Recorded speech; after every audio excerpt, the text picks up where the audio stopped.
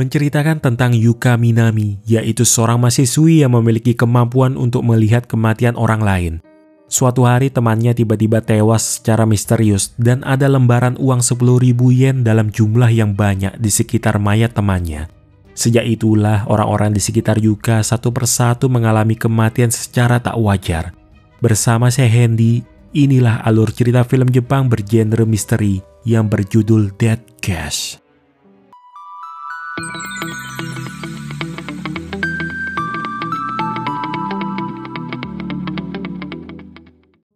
Di sebuah rumah tinggallah dua kakak beradik perempuan. Sang kakak bernama Yuka Minami adalah seorang mahasiswi seminar Zaitsu tahun pertama. Sedangkan adiknya bernama Koyume Minami merupakan seorang pelajar sekolah. Satu-satunya yang Koyume miliki adalah kakaknya, sebab ayah mereka sudah meninggal, sedangkan ibunya tinggal di luar negeri. Di kamar itu juga terpampang foto yang memperlihatkan Yuka bersama 8 orang lain. 7 diantaranya adalah teman Yuka dan salah satu diantaranya dosen mereka. Dosen tersebut bernama Zaitsu Taikiro yang juga merupakan profesor ekonomi. Melihat Yuka yang sedang lesu, seorang mahasiswa bernama Satoshi Miura datang menghampiri Yuka untuk menanyakan keadaannya. Hal itu disebabkan Yuka merasa khawatir karena tidak dapat menghubungi temannya yang bernama Ikumi. Teman lain yang bernama Gen Haidani malah menganggap sikap Ikumi yang bolos kuliah hanya akan menyia-nyiakan uang kuliah mahal yang telah mereka bayarkan. Bahkan temannya yang bernama Mari Ueno juga tidak tahu bagaimana keadaan Ikumi, seolah ia tidak peduli. Mereka awalnya ingin menanyakan pada temannya yang bernama Kazue Haginomo, tapi sepertinya Kazue terlalu sibuk dengan kerja sambilannya dan akhir-akhir ini mulai jarang ngumpul bersama mereka. Lalu teman lain yang bernama Yudai Kawabe juga terlalu sibuk dengan kegiatan klub olahraga kampus, sehingga ia lebih sering tertidur saat jam pelajaran. Kalau temannya yang bernama Erina Hayashi sulit untuk ditanyai, sebab gadis yang punya ketertarikan dengan hal mistis dan ramalan itu dianggap paling aneh di kelompok mereka. Menurut Yuka, akhir-akhir ini ia memperhatikan Ikumi mulai bersikap aneh dan sangat terobsesi dengan penampilan luarnya. Mungkin itulah yang menyebabkan dia putus dengan Yudai. Satoshi sendiri bercerita kalau dia punya masalah dengan karirnya. Ia sebenarnya punya impian bisa bekerja di sebuah bank atau apa saja yang berhubungan dengan dana, namun selalu gagal. Ketika Satoshi beranjak akan pergi, petugas kebersihan yang sedang memotong ranting pohon tak sengaja menjatuhkan guntingnya. Dan seketika mengenai Satoshi yang sedang melintas, menyebabkan pemuda itu tewas dalam sekejap saja. Tapi beberapa detik kemudian Yuka kembali sadar kalau semua yang dilihatnya itu adalah penglihatan masa depan tentang kematian Satoshi. Jadi karena tahu Satoshi dalam bahaya, maka Yuka bergerak cepat untuk mencegah sebelum hal buruk itu terjadi. Malamnya saat menonton TV bersama adiknya, secara kebetulan Ikumi muncul sedang diwawancara. Jika ia mendapat uang yang sangat banyak, Ikumi ingin mengubah penampilannya menjadi wanita yang lebih cantik lagi. Seolah kembali mendapat penglihatan misterius akan adanya bahaya, Yuka pun segera pergi menuju kamar apartemen Ikumi. Ia langsung masuk karena pintunya tidak terkunci. Keadaan ruangan begitu gelap dikarenakan listrik yang telah terputus. Sewaktu mencari, hal pertama yang ditemukan Yuka adalah selembar uang 10.000 yen dengan kondisi sobek dan ada noda hitam di atasnya. Sampai akhirnya ia menemukan Ikumi sudah tewas secara mengenaskan dalam keadaan wajahnya seperti terbakar karena peralatan make up-nya dan lehernya juga terjerat kalung. Kematian Ikumi yang sangat misterius ini telah menimbulkan kecemasan di antara orang-orang terdekatnya. Seorang detektif bernama Takeshi Wakamoto menyebutkan bahwa semua orang yang hadir pada acara pemakaman tersebut merupakan saksi penting atas kasus kematian Ikumi. Menurut Takeshi, kemungkinan peristiwa ini berkaitan erat dengan uang. Jika dilihat dari alat kecantikan serta aksesoris bernilai mahal, dan Ikumi juga sudah melakukan kontra operasi plastik dengan biaya 3 juta yen. Atas dasar inilah, detektif Takeshi tidak percaya Ikumi berniat mengakhiri hidup, sehingga ia mencurigai ada orang lain yang membunuhnya. Semua orang mencurigai Yuka karena dia orang yang pertama kali menemukan Ikumi. Kecuali Satoshi yang percaya kalau gadis seperti Yuka tidak punya motif merenggut nyawa temannya sendiri. Masalah karir dan bisnis yang dijalani Satoshi sendiri semakin memburuk dan tidak akan memberi keuntungan buat perusahaan. Mungkin dia perlu membangun bisnis sendiri agar bisa melakukan apa yang dia inginkan. Tapi yang jadi kendala, Satoshi membutuhkan modal sekitar 10 hingga 30 juta yen untuk membangun usaha sendiri. Terus-menerus diremehkan membuat Satoshi marah dan ingin segera mendapat uang modal. Mendadak ia mendengar suara misterius dari pintu apartemen. Setelah memeriksanya, di sana terdapat amplop yang ternyata berisi uang pecahan 10.000 yen.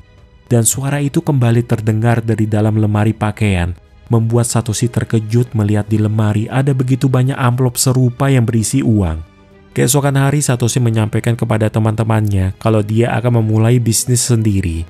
Perkataan Satoshi membuat Yuka cemas sebab setahu dia dan teman-temannya, Satoshi itu bahkan tidak pernah menabung. Lalu dari manakah dia mendapatkan modal?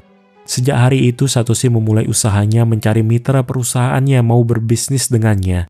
Sudah pasti dia menggunakan uang yang ia dapatkan untuk memuluskan impiannya. Padahal Satoshi sendiri tidak tahu dari mana asal-usul uang tersebut yang sebenarnya merupakan uang kematian. Di suatu malam, Yuka mendapat pesan singkat dari Satoshi yang ingin mengajaknya bertemu. Yuka kemudian pergi seorang diri menuju tempat workshop Satoshi tanpa menyadari ada seseorang yang sejak tadi mengikutinya. Di sana Satoshi rupanya ingin memberikan kejutan ulang tahun buat Yuka. Ia kemudian menunjukkan baju zirah kesatria sebagai simbol perusahaannya nanti. Alasan memilih simbol kesatria, yaitu Satoshi punya impian menolong orang-orang miskin di dunia dan akan menjadi kesatria bagi mereka. Mendadak lilin di kue ulang tahun padam, seolah ada angin yang meniupnya. Ia membuka tutup sempen, dan tutup yang terpental itu seperti membuka jalan bagi benda di sana bergerak sesuai jalurnya. Dari kaleng yang berguling, hingga menyenggol papan tempat jerigen berisi cairan kimia. Keduanya tak menyadari bahwa cairan asam telah tumpah dan mengalir hingga menuju rantai yang mengikat baju zirah kesatria. Perlahan cairan itu melelehkan rantai di saat Yuka dan Satoshi berdiri di bawahnya. Namun nahas Satoshi terlambat menghindar sehingga pedang yang terjatuh seketika membelah tubuhnya. Yuka yang mengalami syok hanya bisa terduduk lemas. Tak lama ia dihampiri detektif Takeshi yang sejak tadi mengawasinya. Detektif itu langsung menuduh bahwa Yuka adalah pelaku yang merencanakan pembunuhan Ikumi maupun Satoshi. Meski Yuka sudah menegaskan kalau kejadian itu hanyalah kecelakaan, tapi Takeshi belum bisa percaya, sebab Ikumi dan Satoshi bisa sama-sama tewas di hadapan Yuka. Dia kemudian teringat perkataan Yudai sebelumnya, yang mengatakan jika saja Yuka menemukan Ikumi lebih cepat, pasti dia tidak akan mati. Yudai lalu bercerita tentang impiannya menjadi atlet lempar lembing. Namun ia bukan berasal dari keluarga kaya, sehingga ia harus selalu mencapai hasil luar biasa demi menjaga beasiswa olahraganya. Agar tetap bisa fokus latihan, ia akhirnya memutuskan hubungan dengan Ikumi dengan mencari-cari alasan kalau dia membenci wajah Ikumi. Dari sini dapat disimpulkan, Yudailah alasan kenapa Ikumi sangat ingin mendapatkan uang banyak demi mengubah penampilannya menjadi cantik. Keesokan hari, Yuka kembali datang ke lapangan untuk mencari Yudai. Tapi sepertinya hari itu Yudai tidak latihan. Sama seperti sebelumnya, detektif Takeshi masih saja mengawasi segala aktivitas Yuka.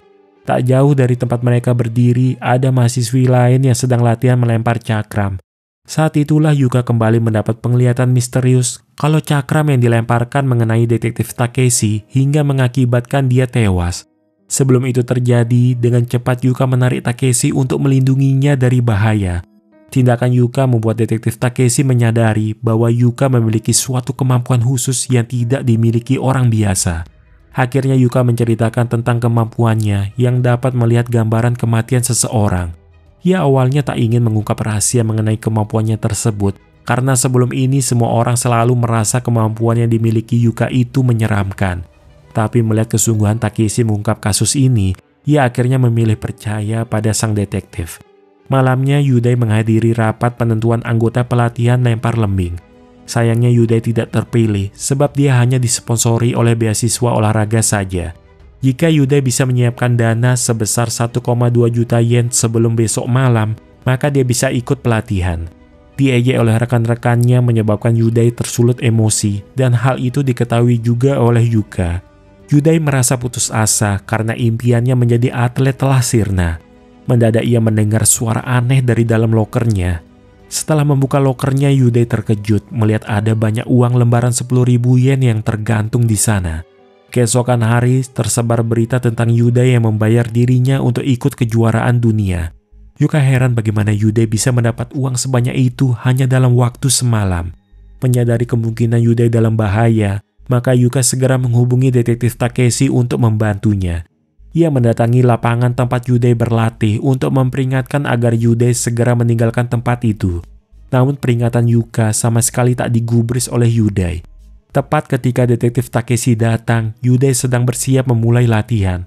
Angin yang berhembus sangat kencang menyebabkan mahasiswa yang melempar martil kehilangan fokus, sehingga martil yang jatuh malah menarik tombak yang langsung menusuk tubuh Yuda hingga tewas. Akhirnya Yuka menyadari bahwa semua insiden tak wajar ini disebabkan oleh uang kematian. Sementara di tempat lain, Kazue hidup sederhana bersama ibu dan adik laki-lakinya. Selama ini ia harus berkuliah dan kerja sambilan demi menghidupi adiknya yang masih duduk di sekolah dasar dan mengurusi ibunya yang sedang mengalami gangguan mental. Tak jarang ia mendapat kesulitan di tempat kerjanya atau dilecehkan oleh para pengunjung. Meski sudah membela diri, tetap saja ia harus dipecat dari pekerjaannya. Malamnya Yuka mendatangi Kazue untuk memperingatkan. Jika ada uang misterius yang tiba-tiba terkirim padanya, ia harap Kazue tidak sampai menggunakannya. Tapi Kazue sudah muak harus terus menjadi tulang punggung keluarga dan terkadang berharap bisa bebas seperti gadis lain seusianya. Ketika ia pergi ke ATM untuk mengambil sisa uang di tabungan, mendadak mesin ATM mengeluarkan uang tambahan dengan lembaran 10.000 yen.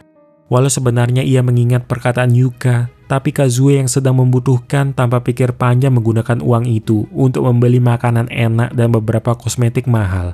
Buat Kazue yang selama ini hidup susah, membeli sesuatu tanpa harus khawatir tentang uang adalah hal yang diimpikannya selama ini. Rasanya tidak apa-apa memiliki hari yang bahagia walaupun itu cuma sebentar. Kazue semakin terobsesi dengan daya pikat uang itu dan tidak bisa menahan keinginannya untuk terus membelanjakannya. Tidak tahan mengurusi ibunya yang mengalami gangguan mental, maka Kazue berencana menitipkan ibunya ke rumah sakit jiwa. Keesokan hari, Erina menceritakan kepada Yuka kalau dia kemarin melihat Kazue membeli pakaian mahal di Harajuku. Yuka pun segera menuju tempat Kazue untuk menanyakan apakah Kazue telah menggunakan uang terkutuk. Dan Kazue pun mengiyakan kalau dia tidak ingin terus hidup dalam kemiskinan. Tapi ia melupakan bahwa ibu dan adiknya lebih berharga dari apapun di dunia ini, termasuk uang sekalipun. Akibat rem kursi roda ibunya terlepas, maka kursi itu meluncur sendiri ke arah kereta yang melintas. Beruntung ada detektif Takeshi yang tiba tepat waktu menolong ibunya. Kazue merasa lega ibunya bisa selamat. Tapi karena lipstik pemberian Kazue yang terjatuh, ibunya panik meminta diambilkan. Kazue yang berniat mengambilkannya tidak menyadari mobil ambulan yang akan menjemput ibunya melintas dan menabrak Kazue hingga ia akhirnya tewas di tempat. Ini sudah korban keempat dari teman mereka. Yuka kembali mengumpulkan teman-temannya yang tersisa untuk menjelaskan tentang insiden yang kemungkinan disebabkan oleh kutukan uang kematian. Peraturan pertama, uang itu akan terkirim pada orang yang membutuhkan uang tanpa perlu usaha sama sekali. Peraturan kedua, mereka akan mati jika menggunakan uang tersebut sesuai dengan keinginan mereka atau untuk apa uang itu digunakan. Uang terkutuk akan membuat para pemakainya seolah terlihat seperti bunuh diri. Perkataan Yuka membuat raut wajah Erina berubah cemas. Ia mengaku takut melihat teman-temannya yang mati secara beruntun, sehingga berkonsultasi ke guru peramalnya. Sang guru peramal itu lalu menyuruh Erina membeli sebuah kristal khusus agar bisa menghapus dosa-dosa dan selamat dari kutukan. Tapi kristal itu sangatlah mahal. Di saat Erina berpikir bagaimana cara mendapatkannya, tiba-tiba terdengar suara dari dalam laci lemari, dan di sana Erina menemukan uang pecahan 10.000 yen. Yuka meminta Erina segera membuang kristal itu. Namun ketika ia berjalan mundur, Erina tak sengaja menginjak butiran kalungnya yang terjatuh, menyebabkan Erina terpleset jatuh, hingga akhirnya kristal menusuk lehernya yang mengakibatkan Erina tewas seketika. Melihat Erina yang mati di hadapan mereka semua, menjelaskan bahwa kutukan uang kematian itu benar adanya. Detektif Takeshi bilang kalau dia baru saja mendapat info mengenai desa di mana pernah terjadi kejadian serupa. Dengan ditemani Yuka, keesokan hari mereka berdua pergi mendatangi desa Eguriba. Di sana mereka disambut oleh seorang polisi bernama Kiyoshi Takayama. Kiyoshi menceritakan bagaimana dulunya ada kematian misterius yang diawali dengan kematian kepala desa. Di setiap rumah korban ditemukan uang 10.000 yen yang terbakar. Selain itu, desa Eguriba punya adat yang aneh. Seperti di sana biasa diadakan upacara tradisi dalam menabung uang secara rutin. Kini desa itu menjadi tidak berpenghuni lagi setelah semua warganya meninggal karena kasus kecelakaan 30 tahun lalu. Mereka tak berputus asa dan berusaha mencari informasi desa Eguriba di perpustakaan. Dari apa yang ditemukan, ada penjelasan tentang desa yang setiap bulan mengharuskan warganya secara bergantian berkontribusi untuk menyisihkan pendapatan mereka. Nanti uang itu digunakan untuk tabungan, penjualan, perayaan, kesehatan, upacara pemakaman, dan juga mengatasi kemiskinan warga. 53 orang di desa itu mati secara bergiliran, menjadikan desa tidak berpenghuni. Tapi dari buku yang lain dituliskan bahwa jumlah warga desa ada 55 orang, yang berarti tidak semuanya meninggal dan kemungkinan tersisa 2 orang yang masih hidup. Yang pertama bernama Yuichi Kotera, yang kini tidak diketahui di mana keberadaannya. Dan yang terakhir bernama Shino Yamaoka, dia sempat terluka namun dipastikan masih hidup. Mereka kemudian pergi mengunjungi tempat tinggal Shino sekarang. Shino menceritakan apa yang menyebabkan seluruh warga desa terkena kutukan, karena semua warga berpikir bahwa penyebabnya cuma satu, yakni seorang wanita bernama Natsuko. Setelah kedua orang tuanya meninggal, Natsuko tumbuh menjadi gadis yang cantik dan paling populer di desa. Sampai-sampai kepala desa berniat menikahkan putranya dengan Natsuko. Tapi Natsuko yang punya impian menjadi seorang artis memutuskan pergi meninggalkan desa. Setelah 10 tahun tinggal di Tokyo, akhirnya Natsuko kembali ke desa dengan membawa kedua anaknya. Hidup Natsuko jadi hancur setelah ia menikah dengan pria yang ternyata sering berlaku kasar dan punya hutang yang banyak. Setelah suaminya mengakhiri hidup, Natsuko memutuskan kembali ke desa. Tapi penduduk desa bersikap dingin padanya karena Natsuko dianggap sudah mengkhianati desa. Akibatnya tidak ada yang mau memberikan pekerjaan sehingga Natsuko harus hidup kelaparan bersama kedua anaknya. Bahkan nama Natsuko sudah dicoret dan tidak boleh menerima uang tabungan desa lagi. Padahal ia membutuhkan uang itu untuk menebus obat putrinya yang sedang sakit. Shino yang berniat membantu malah dihalangi oleh kepala desa dengan mengancam kalau Shino berani membantu Natsuko, maka nama dia juga akan dihapus dari daftar penerima tabungan. Hingga suatu hari Shino seperti mendapat firasat buruk dan segera berlari ke rumah Natsuko untuk membawakan makanan. Namun terlambat. Di sana Natsuko bersama kedua anaknya telah meninggal dunia karena kelaparan. Ketika seseorang meninggal dan ingin pergi ke dunia lain, biasanya mereka membutuhkan uang supaya bisa menyewa kapal ke alam itu. Dan untuk itu, maka adat di desa akan menempatkan uang yang asli di dalam peti mati tersebut. Nyatanya kepala desa lagi-lagi menghalangi Shino meletakkan uang sejumlah 10.000 yen di dalam peti. Karena menurut kepala desa, orang mati tidak memerlukan uang, karena uang itu dipakai hanya untuk orang yang masih hidup. Mulai saat itu juga, kutukan Natsuko mengalir di atas uang 10.000 yen, dan satu persatu warga desa pun meninggal secara tak wajar. Inilah kejadian sebenarnya di desa Eguriba. Sementara di tempat lain, Gen temannya yang pandai dalam jual beli saham, dengan sengaja mempertaruhkan semua modal yang ia miliki sebanyak 100 juta yen sampai habis tak tersisa. Gen punya pemikiran, jika ia kalah maka kemungkinan uang kematian itu akan datang padanya dalam jumlah yang dia inginkan. Seperti yang dia perkirakan, uang kematian itu benar-benar mendatanginya.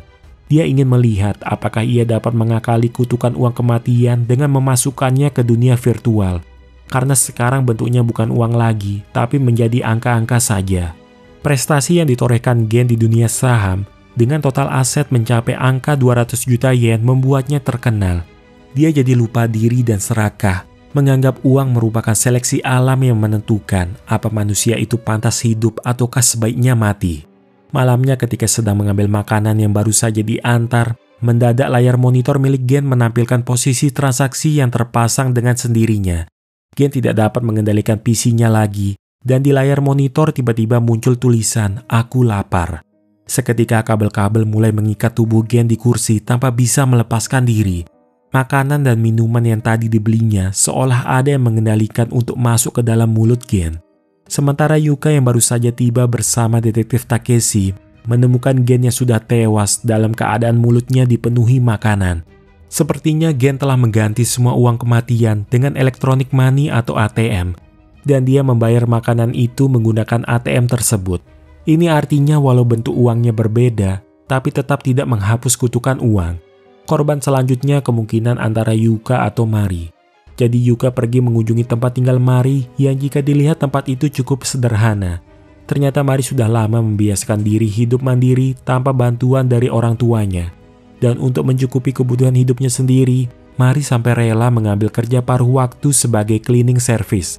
Sementara di tempat lain, Takeshi mendapat info mengenai lokasi tempat tinggal Profesor Zaitsu. Dia langsung mendatangi lokasi tersebut untuk memeriksanya. Di sana ada begitu banyak foto-foto beserta artikel yang menampilkan Yuka beserta kawan-kawan sebagai peserta kemah dan seminar Zaitsu. Bahkan ada berkas laporan yang menjelaskan bahwa Zaitsu memang sengaja menjadikan ke-8 mahasiswanya sebagai korban percobaan yang akan membuktikan uang kematian. Di waktu bersamaan, Yuka mendapat penglihatan akan adanya bahaya. Tapi ia tidak tahu bahwa penglihatan itu mengarah pada Koyume adiknya yang sedang dalam bahaya. Di rumah, Koyume yang sedang sendirian menemukan uang selembar 10.000 yen di dalam toples. Ia berniat pergi membelanjakan uang tersebut. Tapi mendadak Koyume mengalami kecelakaan lalu lintas. Mendengar kabar adiknya mengalami musibah, maka Yuka bergegas ke rumah sakit. Yuka terlihat sangat khawatir, tapi untungnya Koyume hanya terserempet dan tidak mengalami luka yang parah. Sementara di kamar kos, ternyata Mari punya perasaan khusus terhadap Profesor Zaitsu. Waktu sedang berduaan, Mari tak sengaja melihat obat yang disembunyikan Zaitsu. Dan Zaitsu pun bilang kalau dia menderita penyakit mematikan dan hidupnya tinggal setengah tahun lagi. Katanya di Amerika penyakit tersebut dapat disembuhkan lewat operasi, tapi membutuhkan biaya yang tidak sedikit, yaitu sejumlah 10 juta yen. Di saat ia berpikir dari mana akan mendapatkan uang untuk menyelamatkan Zaitsu, di waktu itulah angin berhembus dan ada suara aneh dari bawah lantai kamarnya. Setelah dibuka, lantai itu ternyata berisi uang berjumlah yang Mari butuhkan. Mari seakan tak punya pilihan selain menggunakan uang kematian tersebut. Sedangkan Yuka yang mendapat penglihatan misterius segera pergi mendatangi Mari. Ia menduga kalau tas yang sedang dibawa Mari itu berisi uang kematian. Tapi menurut Mari, jika uang kematian akan membunuh pemakainya sesuai dengan hal apa uang itu digunakan, maka ia tidak akan mati. Karena hal yang dia inginkan belum tentu bisa terwujud, yaitu cinta. Tanpa menghiraukan perkataan Yuka, ia tetap pergi membawa uang tersebut kepada Zaitsu. Di sana Mari mengungkapkan perasaannya yang tulus mencintai Zaitsu, sembari menyerahkan tas berisi uang yang katanya ia dapatkan dari ibunya. Tapi mendadak meja bersama laptop dan kabel adaptor yang terjatuh malah menarik lampu yang refleks membuat Zaitsu melindungi Mari. Namun yang terjadi, ia tak sengaja menusuk leher Mari menggunakan ballpoint. Zaitsu akhirnya menyadari bahwa uang yang dibawa Mari bukan berasal dari ibunya, melainkan itu merupakan uang kematian. Dengan uang kematian, Mari berniat membeli cinta Zaitsu untuknya. Itulah kenapa dalam kasus ini Mari terbunuh oleh orang yang dia cintai. Setelah kejadian itu, Zaitsu akhirnya ditahan dan diinterogasi. Menurut Zaitsu sangat menarik jika uang bisa mengutuk manusia. Ia percaya di balik riset yang sukses setidaknya ada sesuatu yang dikorbankan. Dan apa alasan memilih ke-8 muridnya, yaitu karena Zaitsu menilai mereka semua merupakan orang yang sangat berpengaruh terhadap uang. Jadi cocok untuk dijadikan bahan percobaan. Tak lama Yuka mendapat telepon dari pihak rumah sakit yang ingin mengabarkan hal penting mengenai kondisi Koyume adiknya. Dia pun bergegas menuju ke rumah sakit untuk menemui dokter. Di sana dokter menyampaikan hal lain yang ditemukan kalau Koyume menderita penyakit langka dan mematikan. Kedepannya sel tubuh Koyume perlahan mulai hancur dan ketika itu terjadi organ tubuhnya akan terhambat. Jika tidak segera dilakukan operasi, maka Koyume akan meninggal. Namun bukan cuma memerlukan operasi saja, dia juga butuh obat khusus dari luar negeri seharga 10 juta yen. Sementara detektif Takeshi masih terus berusaha menggali informasi dari Zaitsu, apa dia tahu cara untuk menghentikan kutukan ini.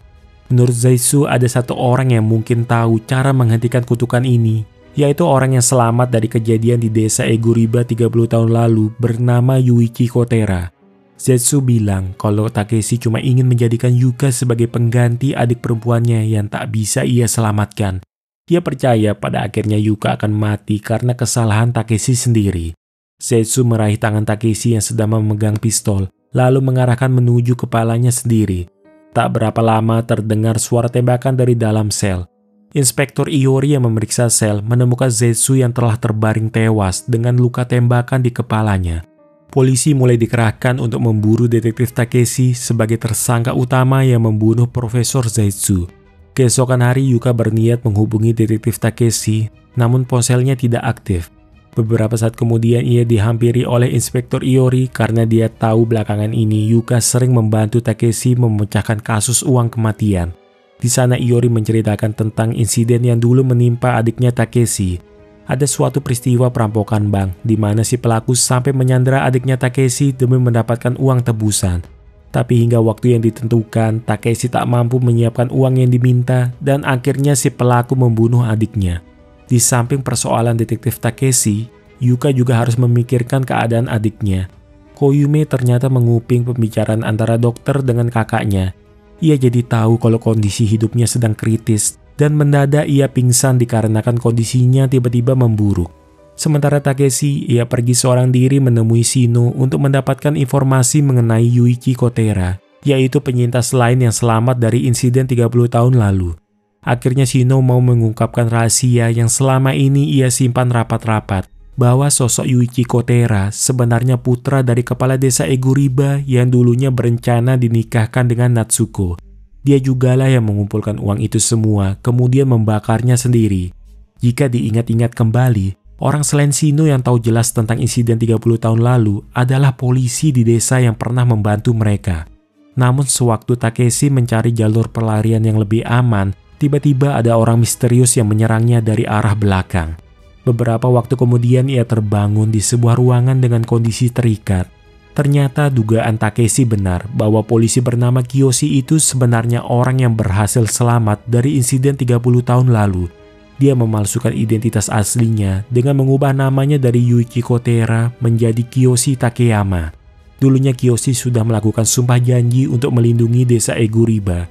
Tetapi Zetsu malah mengajak murid-muridnya pergi ke desa tersebut dan salah satunya memungut uang kematian. Ketika ia mengatakan kebenaran mengenai desa dan kutukan uang tersebut, Zetsu berjanji akan menjaga rahasia itu, tapi nyatanya tidak. Malahan Zetsu menulis sebuah artikel dan berniat mempublikasikannya.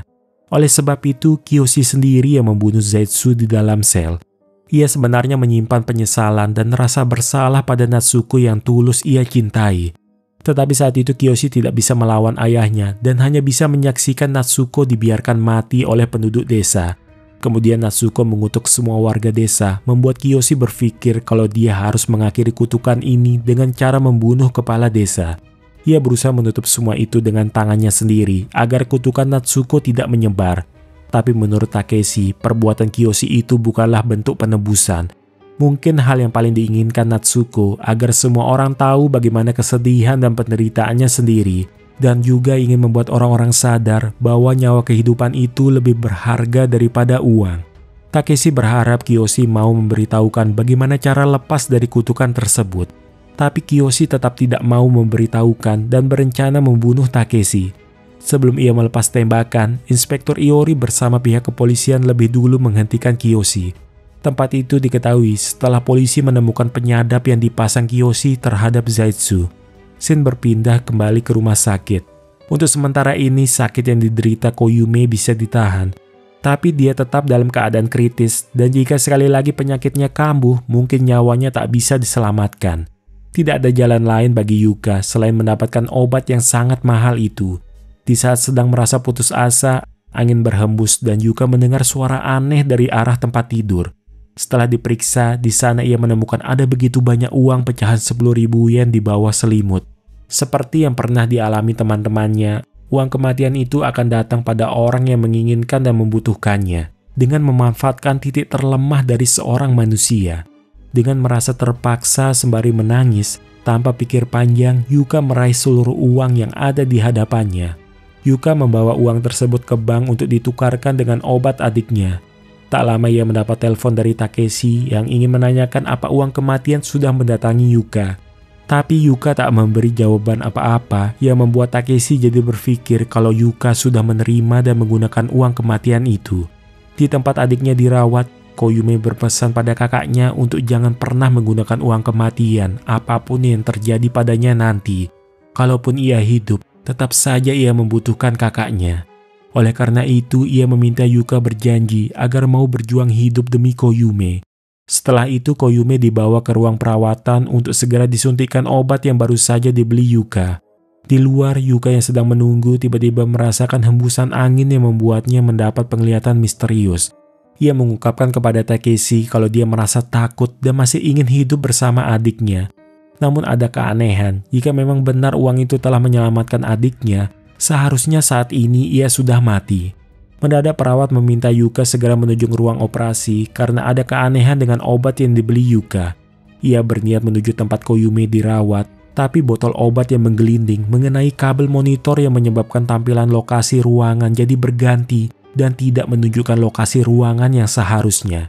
Yuka yang melihat monitor tak menyadarinya sehingga ia justru menuju ruangan yang salah. Ketika masuk ke sana, Yuka merasa takut karena ruangan itu tampak menyeramkan dengan kondisi gelap dan dipenuhi banyak peralatan medis. Ia awalnya berniat keluar, namun pintunya mendadak rusak sehingga tidak dapat dibuka. Ketika sedang mencari cara untuk bisa keluar, tiba-tiba ia tersandung yang mengakibatkan lemari jatuh menimpa tubuh Yuka. Tak sengaja saklar juga tersenggol, menyebabkan bor yang menyala secara perlahan turun menuju ke arah wajah Yuka.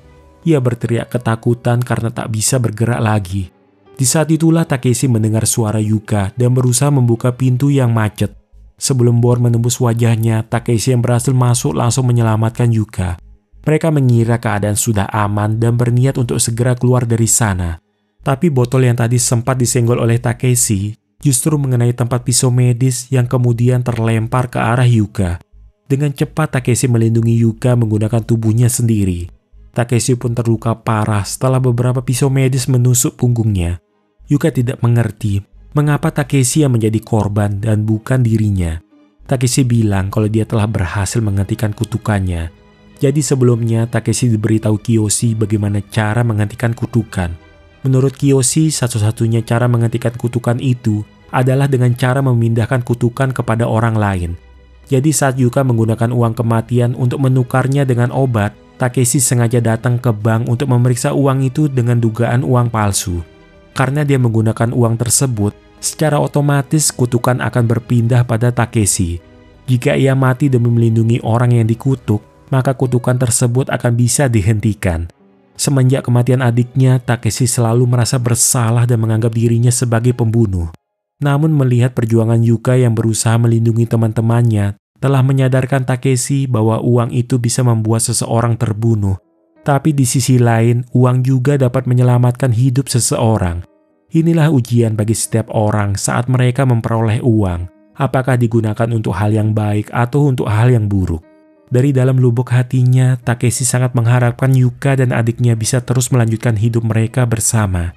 Akhirnya Takeshi mengembuskan nafas terakhir tepat di atas pangkuan Yuka. 3 tahun berlalu sejak peristiwa itu.